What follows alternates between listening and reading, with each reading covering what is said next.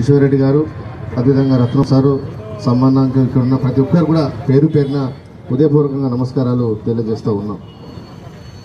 హుజరాబాద్ చౌరస్తా అనేది ఎప్పుడు ఉద్యమాలకు ఒక పుట్టినలాగా మారింది.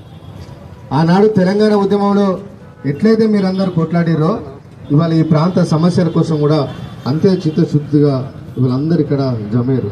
మీరు ఇక్కడ కూర్చున్న వాళ్ళు కొద్దిమంది అయినప్పుడు కూడా ఈ ప్రాంతానికి మీరు ప్రతినిధులు.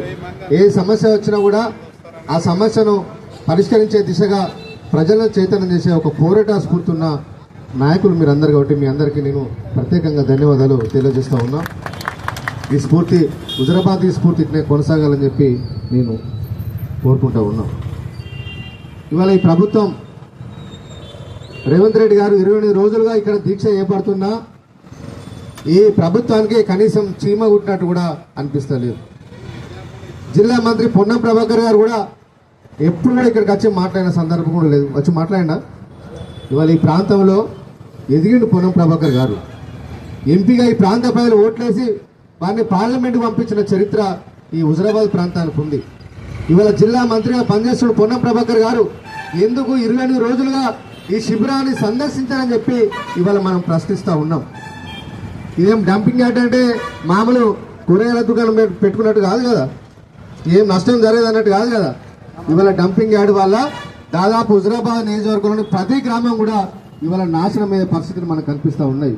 నల్లగొండ జిల్లాలో మునుగోడు ప్రాంతంలో ఎట్లయితే ఫ్లోరైడ్తోనే ప్రజలు ఇబ్బందులకు గురవుతున్నారో, జీవితకాలం సమస్యలతో బాధపడుతూ ఉన్నారో, రేపు డంపింగ్ యార్డు మొదలైతే కూడా రేపు ఖచ్చితంగా మన ప్రాంతంలో ప్రజలు కూడా ఆ రకంగా నష్టపోయే పరిస్థితి ఉందనే విషయాన్ని కూడా ఈ సందర్భంగా మనం గుర్తు చేసుకోవాల్సిన అవసరం ఉంది.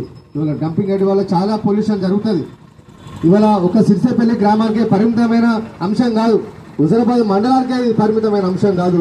దాదాపు హుజరాబాద్ నియోజకవర్గం అటు శంకరపట్నం కూడా దీని ప్రభావం ఉంటుంది. కాబట్టి ఖచ్చితంగా అన్ని వర్గాల ప్రజలు కూడా మనం ఏకం చేసుకొని ఈ ప్రభుత్వానికి ముచ్చెమట పట్టే విధంగా మనం పోరాట కార్యాచరణ తీసుకోవాల్సిన అవసరం ఎంతైనా ఉందని చెప్పి దానికి నా సంపూర్ణ మద్దతు.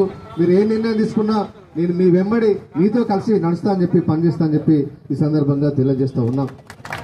ఇవాళ ప్రభుత్వాలు మాట్లాడుతారు కొంతమంది, దీనివల్ల ఏం నష్టం లేదు, కొందరు అంటే ప్రభుత్వానికి వెనకేసే వాళ్ళు కొందరు మాట్లాడతారు దీనివల్ల పెద్ద నష్టం జరగదు, ఏం కాదు ఇక్కడ పెట్టని చెప్పి దాట వేస్తున్నారు.